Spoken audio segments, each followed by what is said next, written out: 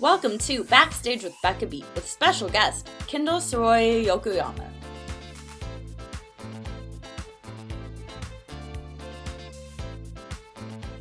Hi everyone, and welcome to this episode of Backstage with Becca B. On this episode, this Camarillo, California native started out on the Hamilton Tour as a dance swing before having the opportunity to cover all three Schuyler sisters. Plus, you can currently see her on the Phillip Tour of Hamilton, where she's leading the tour as Eliza. Please welcome Kendyl Sayuri Yokoyama. So, how are you? You all are in Denver right now. Yes. Oh my gosh. How is that, first of all? It's been great. I got here, I had a few days off to stay home with family back in LA for a little bit. So I got here towards the end of the week last week. So I haven't even been here a week, but I like the new change of pace. And so far it's been pretty good. I haven't been able to do much exploring, but because I'm still trying to settle into the place, but to Denver. But I like it so far. It's gonna get cold soon, but I like dressing for colder weather. Like, So you all are there for a while, so you'll probably see some snow. I'm thinking we might see a little snow, the type of snow that falls and then melts right away. Right. Yes. But how are you like dealing with the altitude right now? Because that's a big thing. Yes, so luckily I'm not dancing anymore in the show, so I don't feel it too bad unless it's Schuyler Sisters and Helpless for sure, because my little legs have to run across the stage and I can really feel it when I'm like singing. And there's the one part in Helpless when it's like and you turn back to me smiling and it's I have to Yeah. like I'm being spun around, so like my abs are getting used a little, my arms are and I'm running around as this is happening on this one long sustained note. And I remember in Salt Lake City we were having issues with the temperature or not the temperature. We're having issues in Salt Lake City with the altitude a little bit, and I thought it was just me maybe not working out enough. Maybe my stamina has gone down. But then as soon as we got to LA, I was like, oh no, this is what Yeah. it feels like to do a normal helpless where I can breathe pretty normally. I mean, in the beginning of doing Eliza full time, yes, I was definitely catching my breath. But now that I've done it definitely over 100 times at this point, yeah, so it's harder definitely in places like Salt Lake and Denver when we got this altitude. But I know it's been hitting some of the dancers pretty hard. And we have somebody with asthma in our company that definitely feels it. Um, but I've been okay. Just that I've been a little bit nauseous, which is pretty unusual for me. So I figured that was probably to do with the altitude, but other than that, I'm pretty good. They gave you all the challenging tour stops. Yes, we definitely did. I'm happy though because I've never been to most of these places we've been going to. Half and half. Yes, I have for some of them, and I haven't for others. So we're going all over the Pacific Northwest. And yeah, I've never spent time. I've only been to the airport, so I've never spent time in Colorado. I really want to go see the nature around here, and I'm excited. So It's beautiful there. I remember going as a child all the time. And really, yeah, and the altitude affected my sister, but I don't remember it affecting me. mm, So it's like it varies by person. yeah, for sure. It's like totally random. And it hits me, at least it hit me in Salt Lake like a few days after I'd been here. And it Yeah. did, I got here and then the next day I was like, oh, my, I feel it harder to like, my stamina is lower the next day, but not the first day. So yeah, it's just funny. Some people felt it right away. Yeah, and y'all are also like traveling, which is gonna Right, have a toll. So, right. so before I get more into Hamilton more, I want to go like way back and ask, have you always known you wanted to be a theater performer? And when was the moment you realized? No, I didn't. I wanted to be a ballerina. I Ooh. was fully dancing. I loved ballet at the time. And I just knew that I was too short and frankly not not thin enough for ballet. And so and I started singing when I was like 8 or 10, I think. I think I might have been 10. No, I don't remember. It's either 8 or 10. I was either 8 or 10 when I started singing. And right around when I realized that I was trying to audition, or I was trying to become Junior Miss Dance of America, and I was Junior Miss Oh, Dance of Southern California. But yes. I tried twice and I didn't win both times. And I was just like, I think this is not worth it anymore. I don't like competing as much anymore. And it's not just because I wasn't winning, but it was just, I just didn't really love it as much as I had used to. Um, and my goals in the dance world at my dance studio were not fulfilling me anymore. And they were not really my dreams anymore. And my voice teacher and my mentor, who was my tap teacher growing up, they both had done Broadway and they were like, you should try theater. So, per their recommendation, I auditioned for a local theater production of Aladdin Jr. And it was just to try something new. And so I sang, I forget what I sang, another Disney song probably. And then I got called back for Jasmine. And at the callback, I did a scene, a cold read scene with two other people that were trying to be Aladdin. And right on that stage, I was like, I went up to my mom and I was like, Mom, I think, no, Mom, this is what I want to do for the rest of my life. And I was acting when I was doing that. I always think about how, that was when I wanted to start theater, but that's when I wanted to start acting in general. So Well, I have this love for acting and I don't think that'll ever go away. Um, at least it won't go away right now. And that's when I really was like, okay, I want to do theater. I can mesh everything I've ever known, yeah. dancing, singing, and now acting. I had done TV film a little bit just before I started theater too. So I was like, let's just mesh all these worlds that Yeah. I've been a part of and just see what happens. I think I was 14 when that happened. Oh. Oh, and you can get like it's the best of all the worlds because you can still do dance Right. Everything. while acting, singing. So, who was like the first person who was like, "Hey, listen, like you sound good when you sing." Um, I think it might have been, I mean, both of my mentors probably did that. I think it might have been my tap teacher though, because I remember she somehow knew that I could sing and she had me for my first ever dance solo. I did a tap number and I sang and tapped in the song. And I competed that for competition. Oh my gosh. And crazy because it's just dance competition, but she wanted to make it, she wanted to make me sing. She wanted me to show off everything that I knew. So I think her and my voice teacher, Maggie Danielson was my tap teacher and Vanessa Townsend was my voice teacher. And I think both of them knew right away. But honestly, actually, if we go back even further, my mom was the one to say that. She's like, "Wait, this kid can like stay on key." Yeah, because my mom has great pitch. Um, and she and my dad, they both introduced me to musical theater. And so that's how I knew of Lea Salonga when I was small, really small. I must have been really like 8.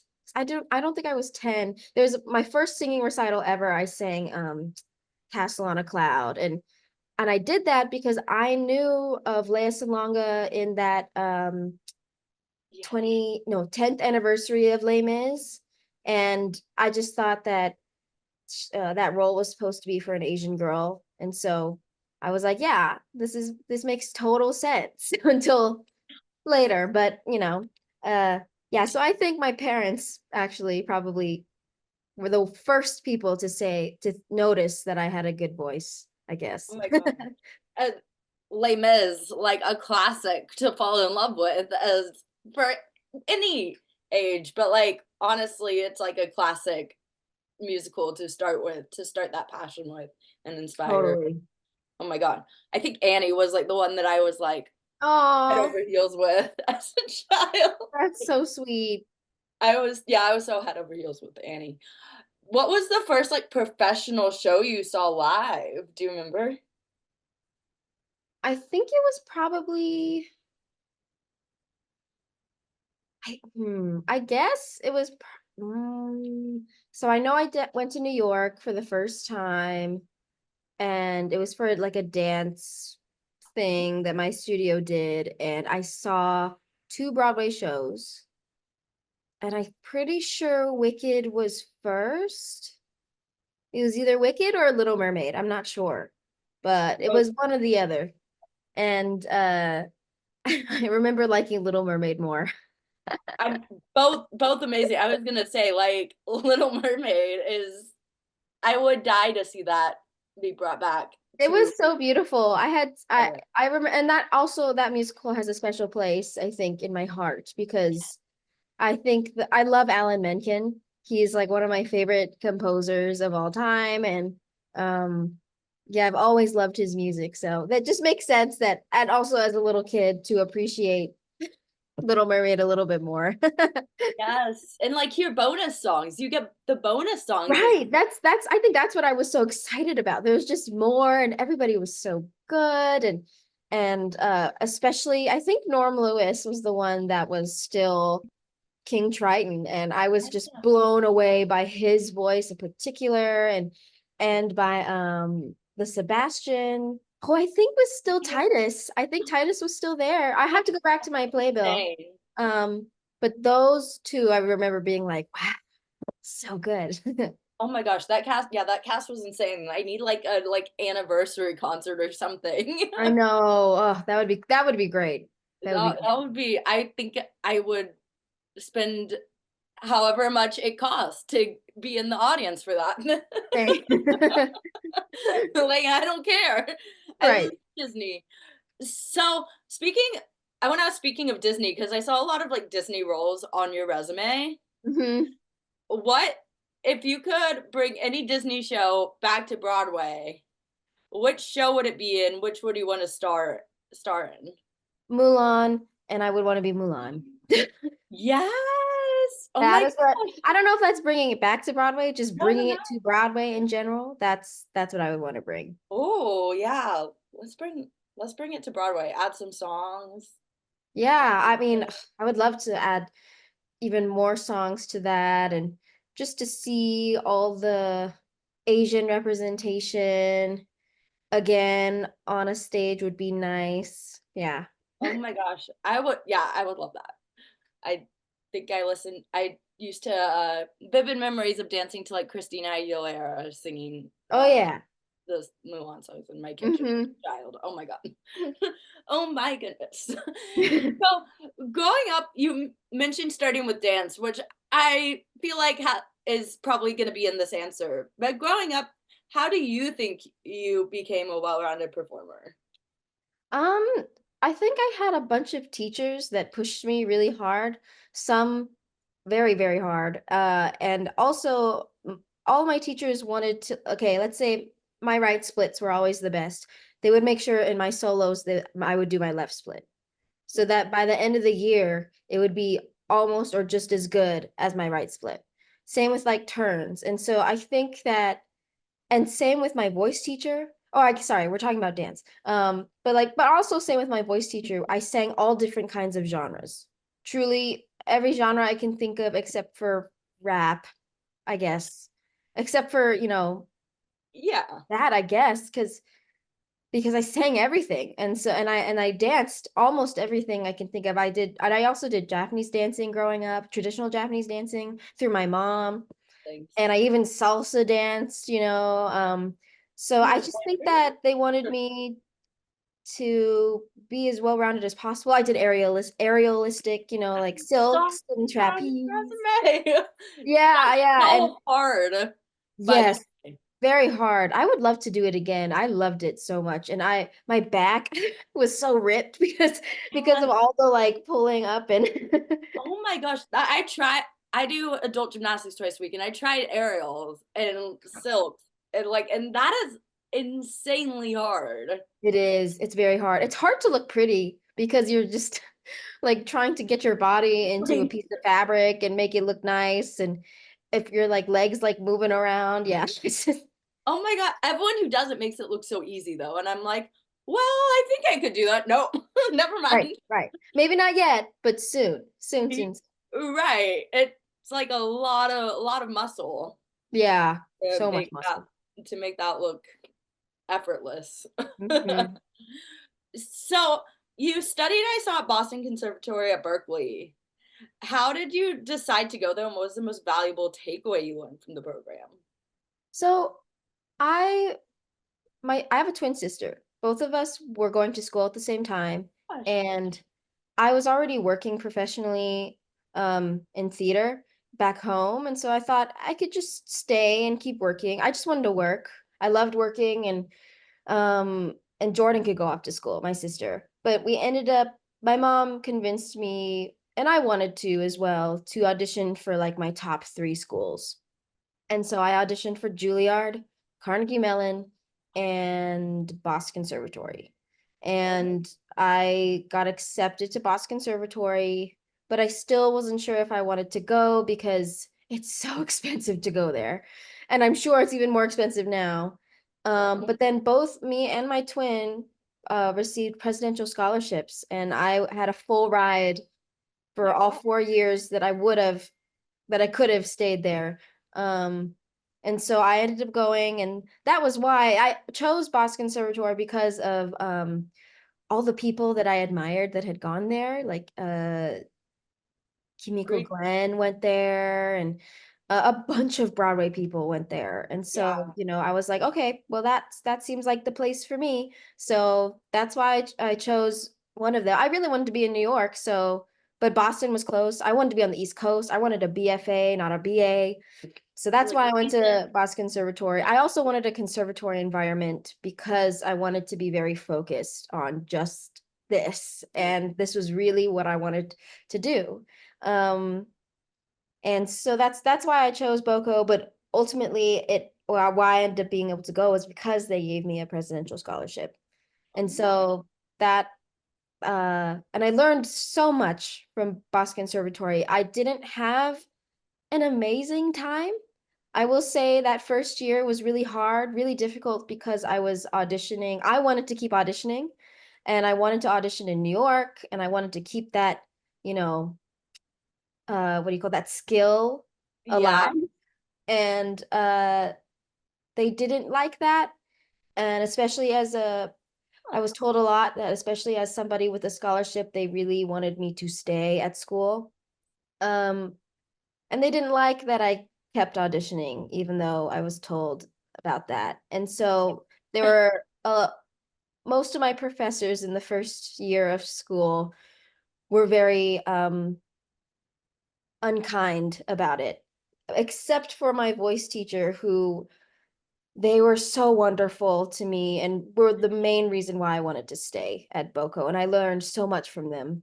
And I also learned so much from my core teachers, as much as they didn't like me auditioning. And the second year, I was having a much better time. But right when I was starting to audition more and missing classes and having to, some teachers would not allow me to make up class, other teachers would. Um, and one teacher actually, that one teacher that was able to make, that was allowing me to make up classes, she actually came to see me when we were in Providence in the show. So, there were some really supportive people, but that's when I left. I spent a year and a half at Boston Conservatory, and that just before midterms, I left to go do Hamilton, and I had to skip one of my main midterms, and I asked if I could please make it up, and they said, absolutely not. You have to come today. And I was like, then I'm gonna have to miss it because I have a final callback for Hamilton that I will for sure not miss. You're like, Um, wait, so there's just a give me little the no. 0. Yeah. So, but it's okay. We're here. And I had a great time. Other than that, um, for the most part, I did learn so much though. And I think without that experience of going to Boston Conservatory, I would not have been able to be as ready as I was to just step into Hamilton world, I think. Well, I mean, okay, so like there's learning in the classroom and then there's hands-on experience. And it sounded like you wanted like both, like the I best of both did. worlds. And I told them that when I was nominated the scholarship, I said I really want to audition. That is something that's very important to me. And I understand that missing class will be a big issue, but can I make it up? And the admissions office said that it would be totally fine. But then getting to school, it was not fine. And I would lose I would get, if I missed one or two classes, I think it was one. If I missed one class, a whole letter grade would go down. So, but that's with a lot of conservatories, they really want to keep you there, but I really just wanted to experience the real world, just like I had back home. You're like, I want to get out in the world and I want to do stuff. Yeah, And I'm in the East Coast finally, and I want to go. And I really do encourage, that's the best way that I learned. And the rest of my college was Hamilton in a real like, job environment. oh So, my gosh. yeah, Like I can't encourage it enough to just keep auditioning and working. it's like whatever feels right for what you want to do is gonna lead to success. And Exactly, exactly. like everyone has their own path and Mhm. their own way of getting there. And And some people did completely understood that, and some teachers did, really support that, my ambitions. And I know, I think the first year we all got nominated for certain awards, and I was awarded the most likely to not graduate. And at first I was like, what does that mean? And it's like, you're like, oh, wait, right. I was like, what do you mean? But it was very nice, very, very nice of them because they assumed that I would leave for a job. Um, hey, and they were right, I guess. most likely to go on, they should call that something else. I Right, instead of not to graduate. But I mean, that's like a stamp of approval at Berkeley Yeah. specifically. So, you know, It to not yeah. graduate. They're like, what else can we call it without it being like 10 sentences long? Right, right. So, what was your audition process like for Hamilton? I feel like you've been like every track almost in the show by now. I don't I know. have. Yeah. That's insane. So the audition process, thank you. Thank you for saying that. It's been a Hamilton. I always say this, but the Hamilton has been the gift that keeps on giving to me, truly. They have listened and helped, and I've wanted to grow, and they've allowed me to. So I'm very grateful for that. Um, the original question, I always go off on tangents. Oh, Hamilton audition. Yes. Okay. So mine was definitely a different story, especially as a dancer, because a lot of dancers they go to boot camp, which is I think a few week intensive of just learning the choreography, getting paired up with people and learning the music too. But I was in New York. I skipped class to go to New York, and I wanted to audition for West Side Story, the revival, Ooh. just to get my face seen from the casting company. I think it was Telsey, who also does Hamilton. And so I just wanted to audition just to have my face seen. And then I had time before my train back to Boston. So I walked around Pearl to see if there was any other audition. And then I saw that Hamilton was auditioning, and there was a group of dancers that were learning the choreography right now. So, yes, so I saw that Hamilton was auditioning in a room, and there was one group of people that were dancing and another group of dancers that were waiting. And so I thought to myself, I think if I just lie and say that I'm supposed to be here, this is my chance. And so I called my mom and I was like, do you think it'll work? She helped me have the courage to just step into the room. And I lied, gave a little white lie. I said that I was supposed to be there. I had an agency that was in LA at the time, but they were bi-coastal. And there were some people on the list that were from that agency, but in New York. So I just said they probably was a misunderstanding, and they were like, do you have the confirmation email? I was like, oh, my phone's dead. I'm so sorry. Well, I just called my mom. I was like, I can't work it. I'm so sorry, or my emails aren't working. I don't know what I said. I think I said my phone's dead. And then, Wi-Fi. yeah, something. And then the monitor, went into the audition or went into the room to ask if it was okay. And then she said yes. And Hey. that's why I was able to audition. So I auditioned. I we did my shot first, and then I was able to stay, and then we learned room, and then I was able to stay and sing that day.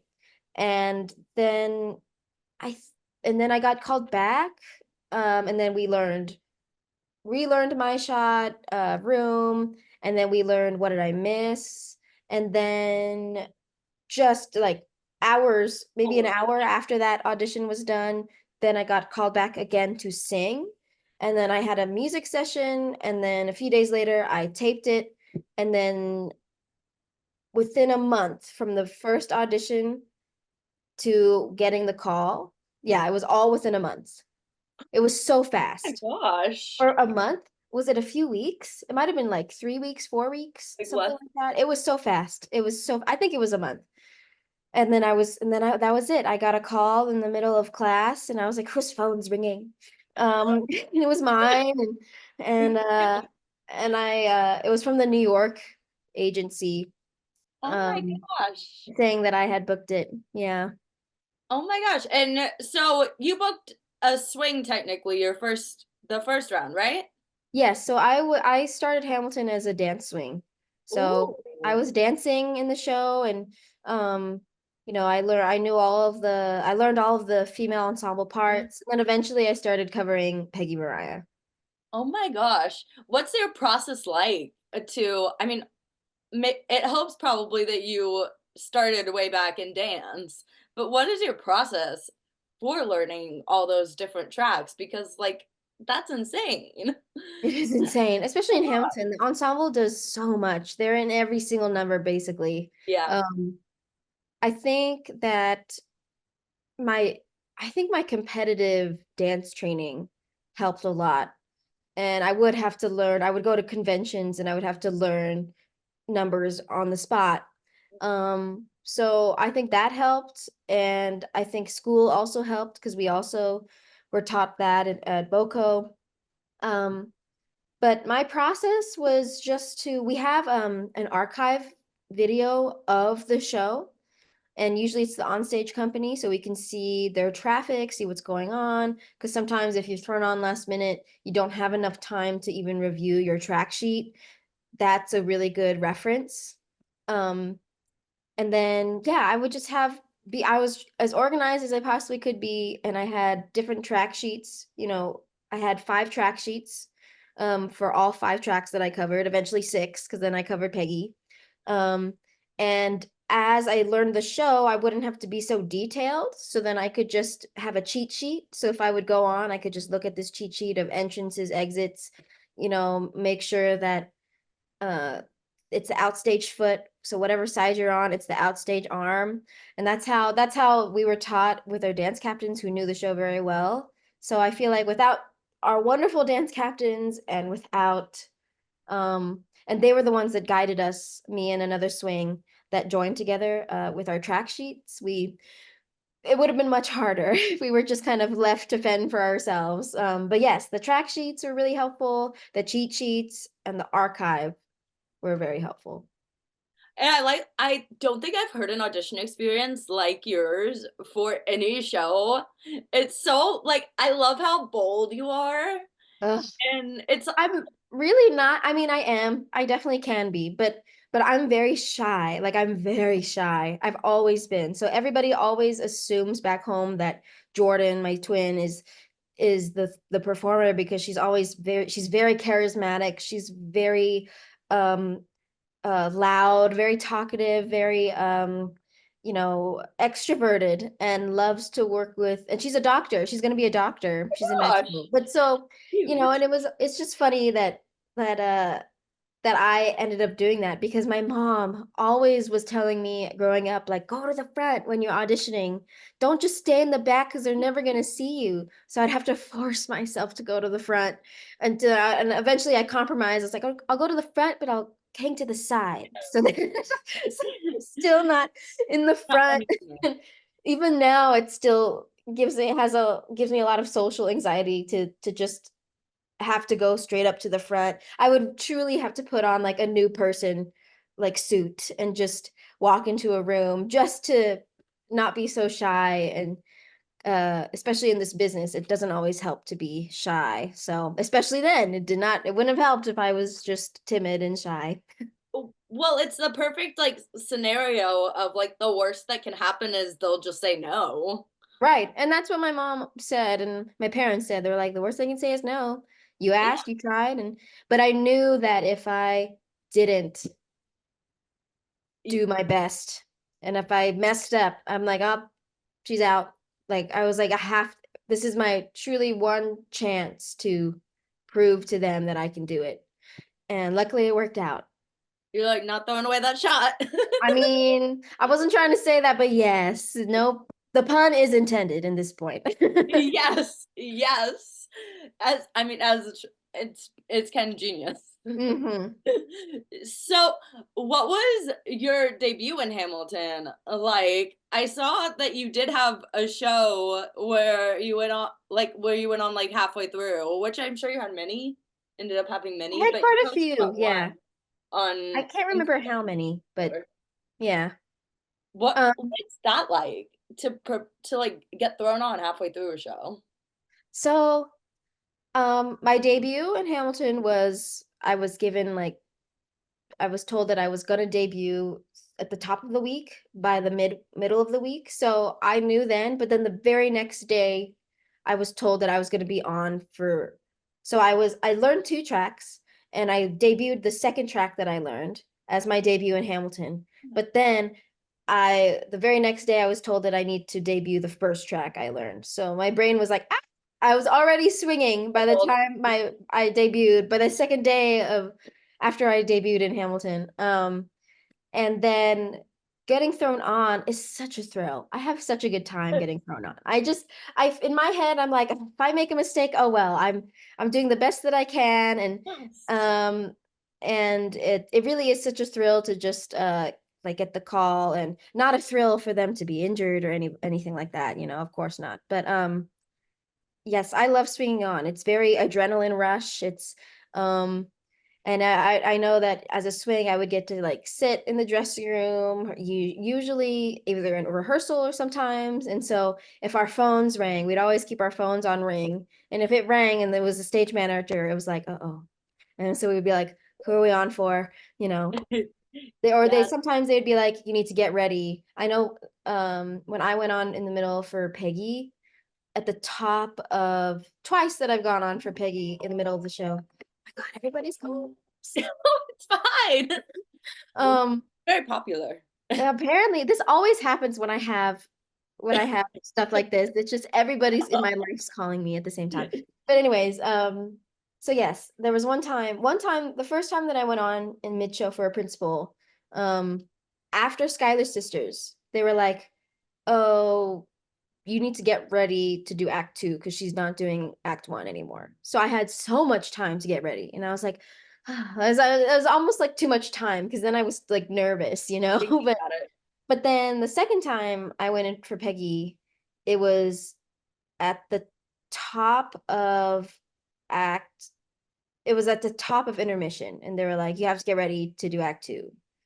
But as a dancer, I was told a number or two before Yorktown that I would have to make it for Yorktown. So My I had gosh. to just put on a red lip super fast, and then put on my costumes, get the wig on, get the mic on, and step in. And this track that I was going in for, she came off and I went on. Just what happened. She literally We're through. exited and I just went on with the props, and it was seamless. But I've had other friends that went on in the middle of Yorktown, which Oh was my. crazy to watch too. Um, so honestly, all of my mid-show swing-ons have been pretty easy in terms of getting swung on last minute, where I didn't have to go on in the middle of the show. I know one person either started out as Peggy and then had to switch into Angelica to do Oh, Satisfied. Wild. At the top, she was I think it was like she was Peggy at during Helpless, and then in the middle of Helpless had to change into Angelica.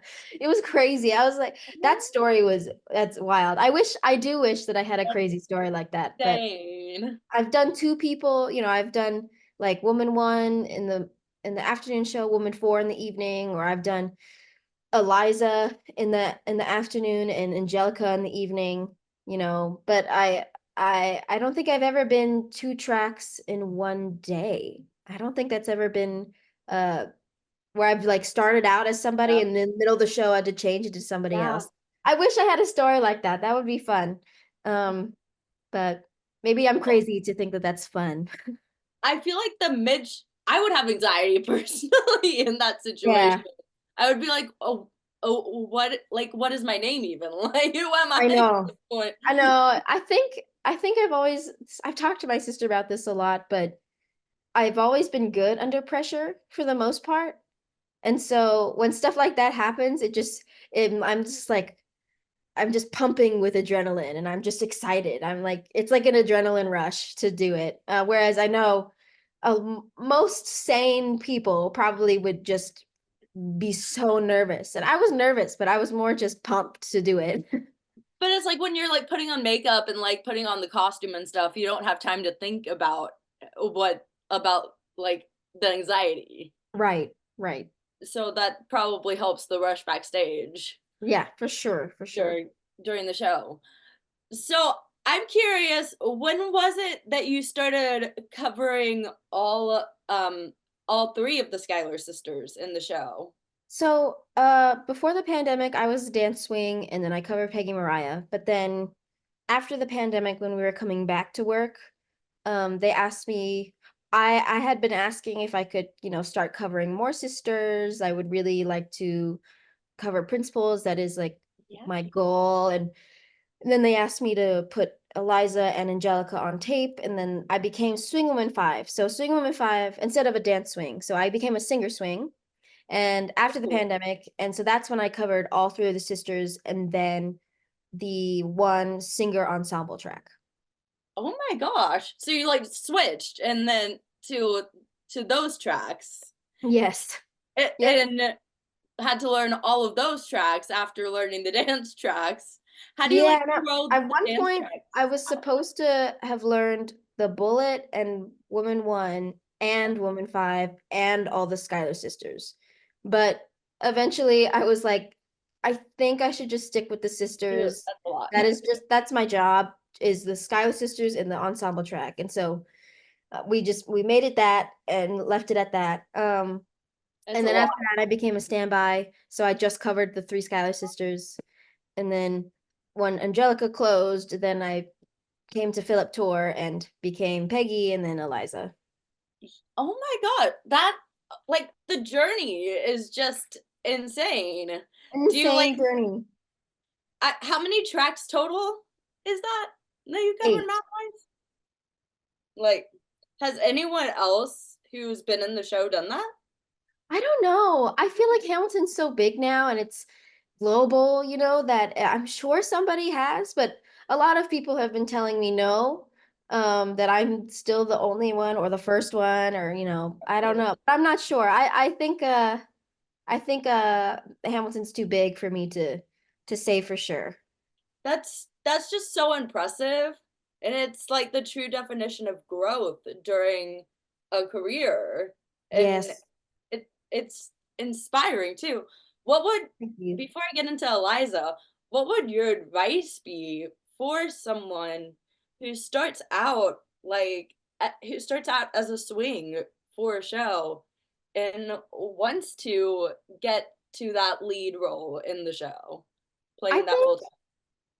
I mean, I was really, really grateful that Hamilton listened to me, but I also was pushing for it. I also was sending the emails and, asking my agent or manager to send the emails. And I was also expressing interest and advocating for myself.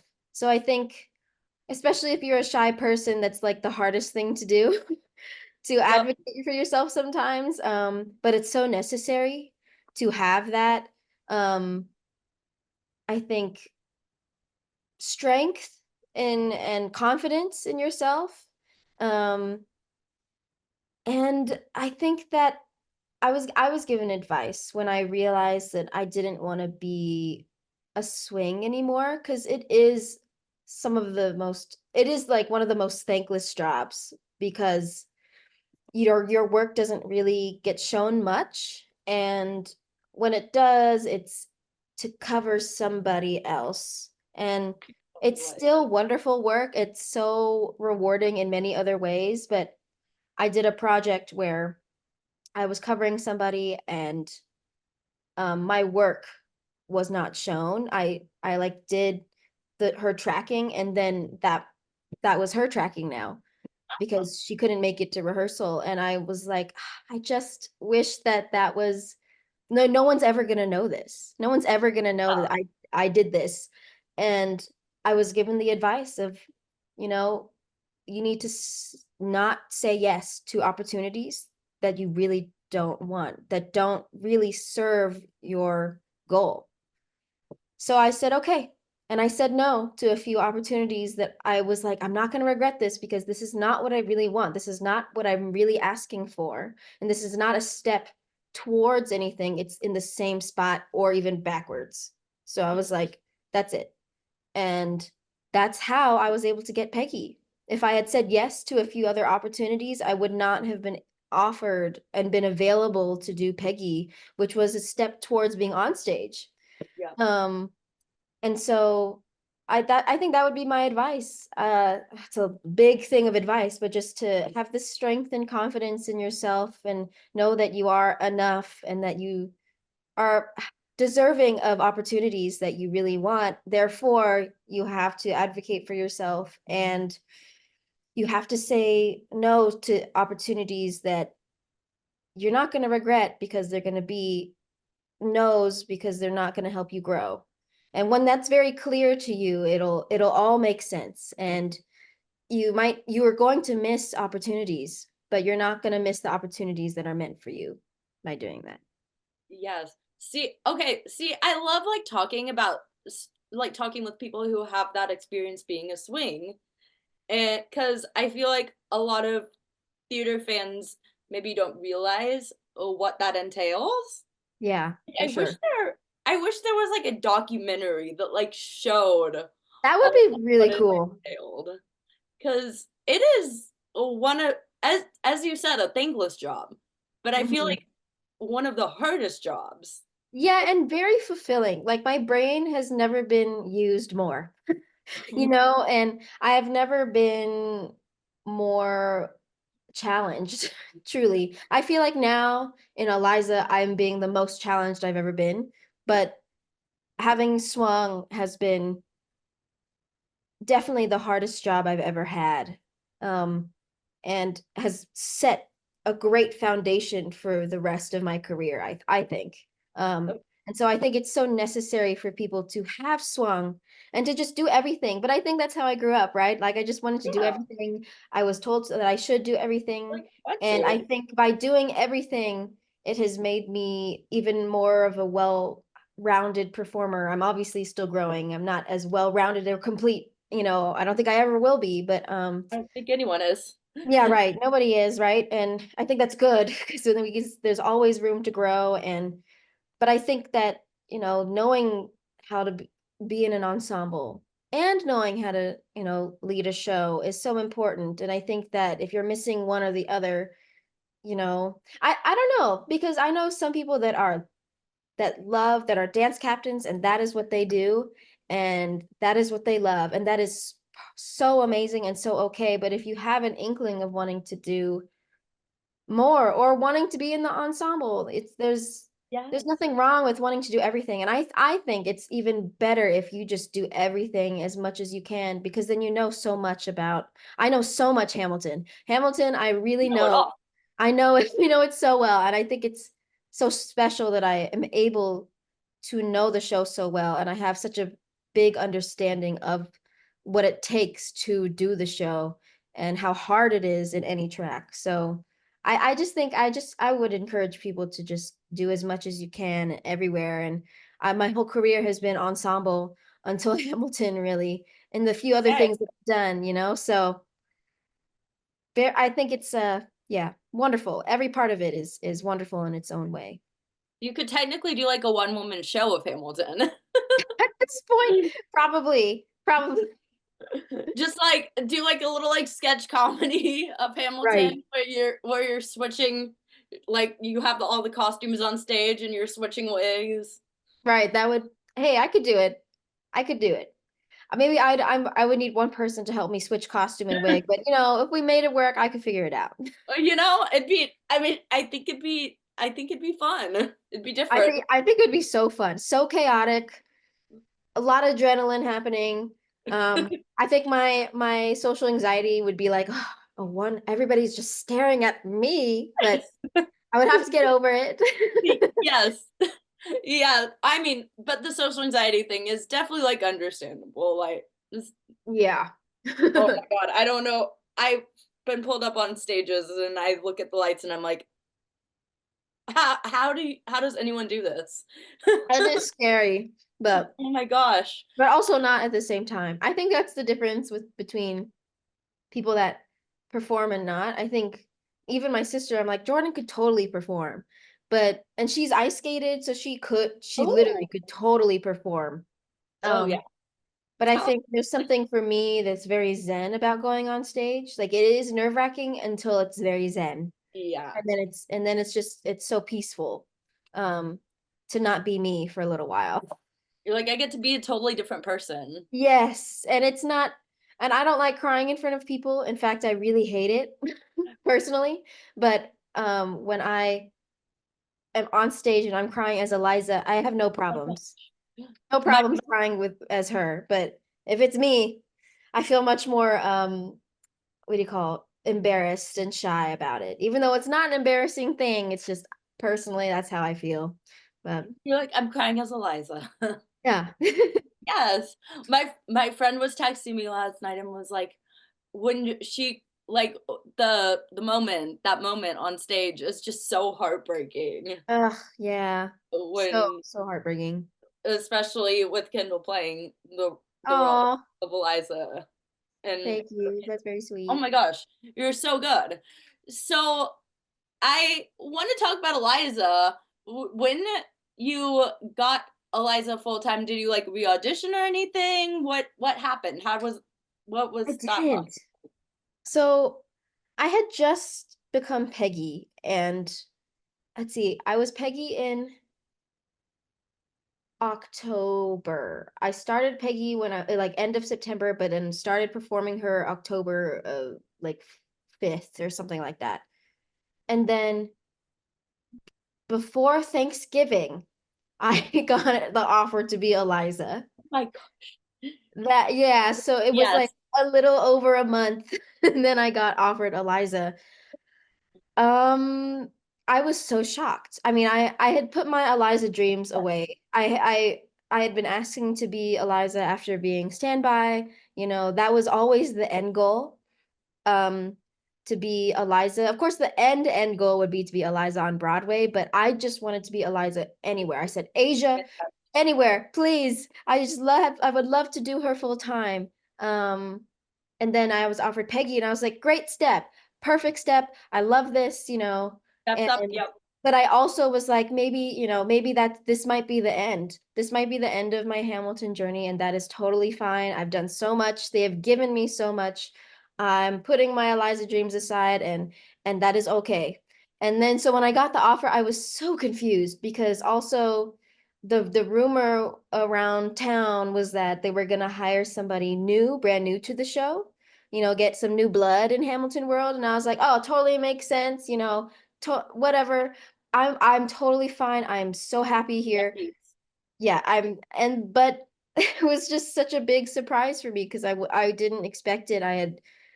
I thought that dream was just never gonna happen, and I was okay with it. I was like, time to move on. It's fine. Um, and it's just been one crazy journey because then I had to finish that contract, not completely. I did have to end early to then become Eliza. I don't know what they were thinking, to be honest. I don't know if that's easier to have me be Peggy into Eliza, or or what, but I'm just very grateful that they decided to do that regardless. And I got to do both. I'm glad that I didn't even just show up as Eliza. I'm happy that I had Peggy because it definitely helped me get into the onstage and get my stamina up to do Eliza. Well, they were like, she knows the show. Yeah, that's Like, true. You're right. yeah, she knows the show, so who better? She has a beautiful Oh, voice, knows the show, can act, can do all the things.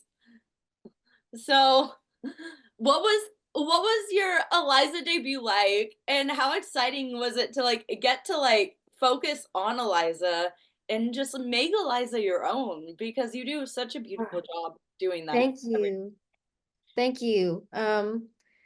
My debut was in Columbus. Oh, not Ohio. Columbus, wait, where were we? South Carolina. There we go. Columbia. That's why I'm There we go. Columbia. It was in Columbia, South Carolina. And my parents flew in to come see me debut, and then literally flew back the next day. They just came to see me for Oh, like maybe 24 hours. And it was so thrilling. I was so nervous, but and I was like, I just couldn't believe that I was gonna do it again the next day and the next day and the next day and the next day. Because I'm used to just either going on last minute or going on once and then not having an opportunity to fix my mistakes and not having an opportunity but to new. continue growing, because then there would be like a month or a few weeks or 2 months in between the last time I had done it. And to like I wasn't covering anybody. I'm not trying to copy anybody's, mannerisms, because sometimes some of the actors would specifically want their hand to be held a certain way. I Nobody's like that here, and I could also set that if I really wanted to, though I don't feel it's necessary. Um, unless it's traffic related or choreography related. But yeah, I was just Traffic. so, and I don't know if I'll ever be I don't know if I'll ever get over the fact that Eliza is my I don't know. I feel funny to say Eliza's mine, because it's not mine. It's a role for everybody, but I do get the opportunity to do it every day. So, I feel like she is, I mean, she's everybody. She's yours, she's mine, she's everybody's, right? But Right I now, just so right now she's amazing. yours. Like Yeah, you get yeah. to I'll make say it, you get she's to mine. She's mine make too. her. You get to add your personality to her. Yes, just Way. like we all do. And I just happen to get to do that every day, almost every day. And it's been so wonderful to grow. I've had so much time now. I've done like over 100 shows, which is so weird to think. It feels like it's gone by pretty fast, but When you love it. yeah, just in I'm definitely over 100, duh, because LA was 40 something shows, I Yeah. think, so I was like, wow, like I didn't even feel like that many. It was I don't know if I have all the most eloquent, beautiful words that I have for how amazing I it is to do Eliza, and how grateful I am to get to do her, and how appreciative I am. I'm just so happy and so grateful that everybody gave me that chance, that I was finally given a chance. And um and then doing it in LA. I think doing it in LA, back home at the theater Yeah. that I grew up watching shows, that's the Broadway that was accessible to me. Um was it like I couldn't stop crying. Me and our Angelica are both from LA, and a lot of people were actually in our company, and it was just so special. Both of us were just like, we're gonna keep crying for the rest of the time. And we cried, and the first show, it was so hard to like keep my tears in, and to see my family be so proud of me in the audience. I was like, oh, it makes me emotional thinking about it now. And I'm just so happy that it all worked out the way it was supposed to. I've wanted to be Eliza earlier, but I'm glad that I'm Eliza now because of LA. LA, and because of, I think I'm ready now. I was not ready then, I'm ready now. And all happened the way it was meant to be. And if I closed, if my Hamilton chapter ended here, I would be again so happy. I don't expect anything more because I've already been given so much. So, and especially that I got to do LA, after that I was like, wow, I feel very set, very, very completed in a way. Um, so yeah, I don't know if that answers. I went on 5 million different tangents, but Yep. I'm so happy, and it's so thrilling every day still. Well, I feel like watching I saw a performance where there were like a ton of understudy standby swings on.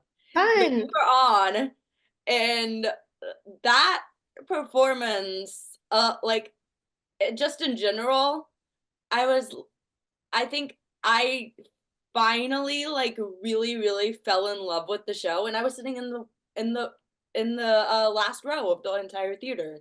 I couldn't Mm. see y'all's facial expressions on stage, but I could like feel all the emotion. Mm. It was so good. One of my favorite theater performances I've ever seen, because you all Oh, I'm gave it glad. your all. Thank you. It's doing shows with like new people are always so much fun. I know that there's like an unsaid thing of, on stage versus off stage or whatever, but I have such a fun time with new people, and especially when it's a lot of, as a cover, when it was just all of the covers on stage, it was just like, oh, it's like rehearsal. It just Yeah. felt like home. So I'm sure that's how they feel too. And for us, it just feels like, new blood, and we can just have fun with new people and react off of each other. Yeah. So I want to ask, how do you work on your vocal stamina while you're touring as Eliza?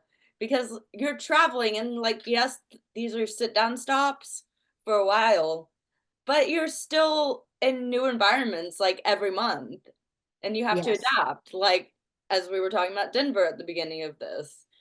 And you're singing Burn every night on stage, which is not an easy song to sing. Definitely not. Definitely not. Um, I have bad allergies, so the allergies really get me going to different places. Even it really got me even at home because the weather was changing a lot, and when it rains or just before it rains and during and after, it just brings up a lot of like mold that I'm allergic to. And um if I'm in it, I can't stay in places that allow dogs and cats because I'm very allergic, unfortunately, to dogs, cats. I know I've grown up with a hypoallergenic dog my whole life, but I'm still allergic to her, um, to No. our current family dog. Yeah, and so sad, but I deal with it, especially for a dog. Because, but um, yeah, so that's hard. I will say I don't talk too much outside of work. It's pretty rare to see me going out and out after a show having a drink. I don't drink Special occasions. really ever. Yeah, I've definitely, if I ever go out to hang out with people, it'll be on a Sunday night, but sometimes I'm like, I'm just trying to go home Right. and be introverted and do my My introverted day off things. tomorrow. Right, right. And I want to have a relaxing day off, so I will hydrate. That's why I'm always drinking water, especially in Denver. The elevation, the temperature, this is my best friend. Sometimes I will nebulize, which is those like little mask things that, and you Yes. have that saline water. Um, but I mostly just hydrate as much as possible, especially during the show. Sometimes I have to eat specific I'm on like a Singer diet. I can't have gluten because Oh, it brings up a lot of acid reflux. So when I started Peggy, I realized that I can't eat gluten anymore. And then I also limit my dairy, and I can't really eat spicy food anymore. I love spicy food, but I can't do that. Messes up my stomach, and brings up a lot of acid reflux. And then I get a lot of sleep. I try to get a lot of sleep. I know myself that if I don't sleep enough, I will get sick. My immune system is not very strong, unfortunately, but sleep will always cure anything. So I'll just make sure to sleep a lot. And yeah, I'm just very aware of my vocal production throughout the day. So I'm not talking like in this really like belty, speaky voice. It's a really calm voice, but sometimes I have to like stay up here and like talk up here because it's really easy to talk up here and it's really, you know, very gentle up here. So that's I'm It's a really lot less strain. I can't laugh too, crazy for me. Because sometimes even like a speaking voice and a laughing can be strenuous on the voice. So Yeah. I've been taught from a very young age that my voice teacher to laugh on a The right. self-control. It it is definitely self-control. I think in the beginning I was like, I can't even laugh normally. Um, but now that I've done it for quite a bit, I'm like, I'm okay. I'm okay now. I don't know how I would have self-control with like the eating certain foods thing. So like Yeah. respect for that. Because Yeah, that was hard in the it's a beginning. career. But I mean, 10 years ago, it was even worse. I mean, me and my best friend have been, I think, best friends for 10 years now. Basically 10 or maybe even 11 Milestone. years now. But she's always been gluten free. She's always had celiac. And she was like, back then it was even harder, but now there's so many gluten free options. Um, and I can still have rice. And that is a staple in Japanese cuisine. So Yes. I'm okay. Yes. What do you like? Well, you mentioned like dairy, but like do you still like treat yourself to like desserts and stuff? Um, yes, sometimes. But it's usually it has to be kind of calculated because I try not to eat before bed because that will bring up a lot of acid reflux. And so if I do have a dessert, it shouldn't be in the evening. Like Um, ish. but I also, if it is a dessert, it's usually gluten free. Um, I try to avoid chocolate as much as possible, although I love a chocolate peanut M&M a Yeah. lot. A frozen chocolate peanut M&M. I even have some in my fridge right now, my freezer right now. Like you I can have you can't you can have self-control, but chocolate, come on. I know. I think I allow myself to have a little bit so I don't go crazy. Right. But yeah, for the most part, I'm very strict. And I have to be strict to because this is the money maker, as they say. Yeah. It is. So I understand. I understand. What is your favorite moment in the show personally as Eliza? Hmm. My favorite moment in the show.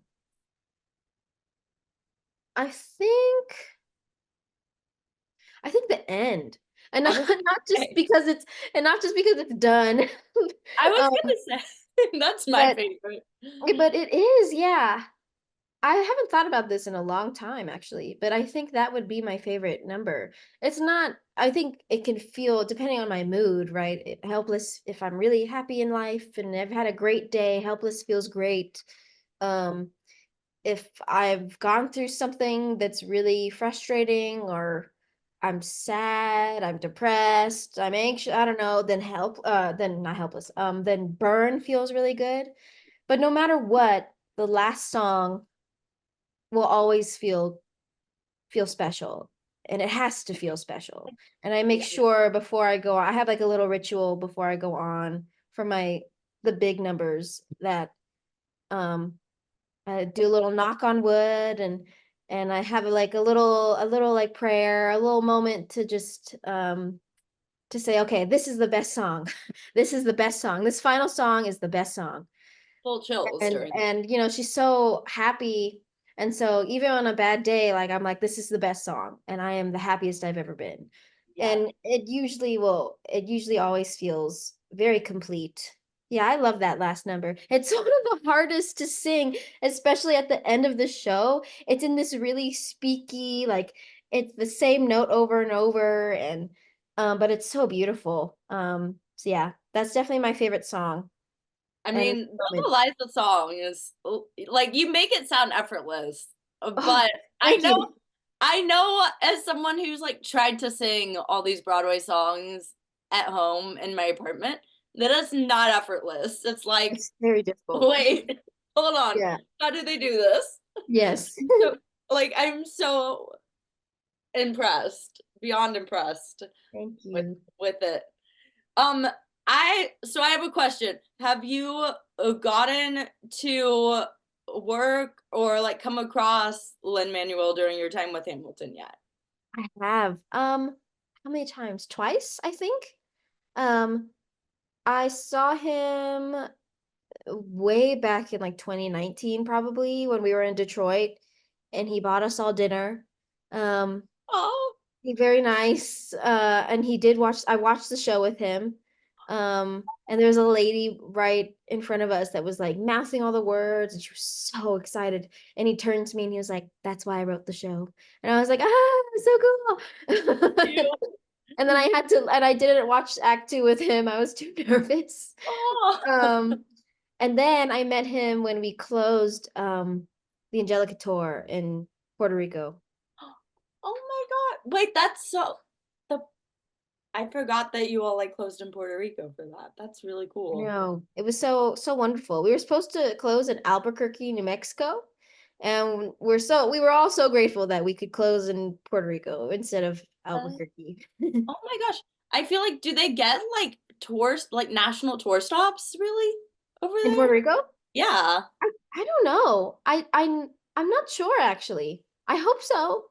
That would be cool. That's just Um, so cool that they got the tour of Hamilton and I like the know. closing It too. was an amazing closing, and we were the first company, I guess, besides Chicago that closed. We're the first touring company that closed, and it was the first national tour that closed. So it was very. We were hoping to go out with a bang, and they let us go out with a Oh yeah. bang. Sure. The hype must have been insane in that room. Yes, it was. I mean, we met so many people. We met Lynn was there, so I met him for the second time, but then Renee was there, Oh, and like yes. Leslie Odom Jr. was there, Christopher Jackson was there, like Ariana DeBose was there. Yeah, so many people were there. They Like were like everybody came. legends only, including this current cast. Oh yeah, I mean it was so wonderful. And our Eliza at the time, she was original standby on Hamilton. So, it was a Okay. wonderful wonderful experience for sure. Yeah. And bringing such an important show to two places where people appreciate the Yes. Oh, storyline and Puerto the show. Rico had the best audiences I've ever had in all of my Hamilton experience. And pre-pandemic, it was huge. Every audience was like really happy. Um, and then post-pandemic, Hamilton's kind of been around for a while, almost 10 years now. So it's not as much of a big deal anymore, depending on where we go. But Puerto Rico was fantastic. To this day, I mean, LA was also really amazing. I've never had claps after I just enter as Eliza at the top of the mountain, Yes. even in Puerto Rico. So I think LA, but still, as like every audience in Puerto Rico was just amazing, and LA was amazing most of the time. So yeah, I think Puerto Rico still wins in terms of Oh, audience and support. Yeah. oh, that makes me want to go watch a theater show in Puerto Rico now. I know. I want to go back. My friend just did Evita, and she was Evita. I would have loved to see her. I would have Oh my loved to see gosh. her. And she plays Peggy Mariah on Broadway right now, but Aw. and we did she was on Angelica Tour, and she was Swing Woman 5 and Standby, and I replaced her both times. Oh my gosh. So The yeah, connection. I know, and she's my big sister, and I would have loved to see her do that. Oh. Well, okay, so I want to manifest. I know you want to do Eliza on Broadway, which like manifesting that happens. What are some Okay. other dream roles that you have, whether it's Broadway or like national tours or both? I have such a soft spot for Hadestown. I was Such a gonna say, soft spot. I love Hadestown. I've always loved it. I knew it was gonna win all the awards. Um, and I feel like Wicked would also be really fun, but I yeah, think I'd want to do Hadestown more. I just love the music so much. It's not uh as much of musical theater e different. um and I'm used to singing musical theater, but pop. I'm mostly used to singing pop and R&B growing up. So that is where my home base is. So to sing like folky, jazzy pop music would be really fun. I mean, that's kind of what I'm singing now. I'm definitely singing pop R&B now, musical with a musical theater Definitely are. lens, but so I feel like I'm definitely home here, but I think that would be such a different story, a different wardrobe. I could have dark nails. I love having dark nail polish and I can't anymore. Um and just I mean, besides all the outside of it, the character of Eurydice would be Oh my gosh. fantastic. And she gets to dance a Yeah. little bit more. Yeah, I would love to play her. But that's kind of it. I Other than that, I really want to do TV film. That's really my goal right now. Phillip Tour is closing and I'm not sure if I'm allowed to say when, so I'm just gonna say it is closing. And when it closes, I um would love to do TV film. I'd love to go home to LA and do TV, or Eliza Broadway would be great, or Eurydice, but I don't know if they're, gonna hire people that are not, famous people in that show right now. Because they've been doing a lot of stunt casting there, so we'll see. Yeah, I feel like they should though. Like I love seeing like just like talent who like maybe don't have the exposure yet, but should Right. I mean, deserve the exposure. I feel so mixed about it because there are some amazing people that they have put there, right? But then also the people that have gone to school and have worked very hard to be here uh and have done other projects on Broadway and didn't just get hired because they're famous, even if they're talented. I'm like, I think you should reward those people. Yeah, I'm not saying I've necessarily done all the work and I've worked the not hardest. at I've all. just for everybody that has put in the work would be nice, but we'll see. I don't know what they'll think. I've tried, um, and I was not successful. So we'll see maybe in the future. Well, you have a cover on your YouTube channel, I saw. I do. I love the show so much. Yes. We'll see. Oh my gosh, I love it. I love it. So I saw it in previews with my parents and Wow, very we cool. all like fell in love with it. It was Yeah. it's like my dad's favorite Broadway show ever. I feel like Wow, very cool. kind of tied with Phantom, maybe. I don't know. I haven't asked him, but My he loves sister's Broadway. favorite show is Phantom. We saw Phantom at the Pantages in LA for our 16th birthday. Oh my gosh! Wait, Yeah. that show just like is mine. I was not expecting to be as like full, like fully interested in that show as I was. Yeah, for sure. I love Phantom. I definitely have a soft spot in my heart, particularly because it's Jordan's favorite. But I think Les Mis really, in terms of like old, like Yeah, the what do you call like the a very classic? There we classical. go. Maybe I shouldn't say old, but the classics that we know. Um, of the classics, I do love Les Mis. I know a lot of people that don't, but I do. I love Oh Les my Mis. gosh.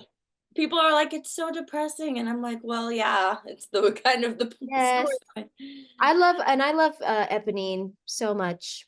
Yes. Maybe Ooh, one day yes.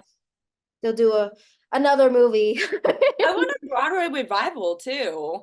Like of Right. like, come on. And I did see the Broadway revival with my dad, and he loved that. And we saw a cover, and that was when I realized that covers were not just people that, um, weren't as good. I think that's the very common I've misconception seen that covers. covers are not as good as the onstage people. But oh my God, he was fantastic Oh my and God.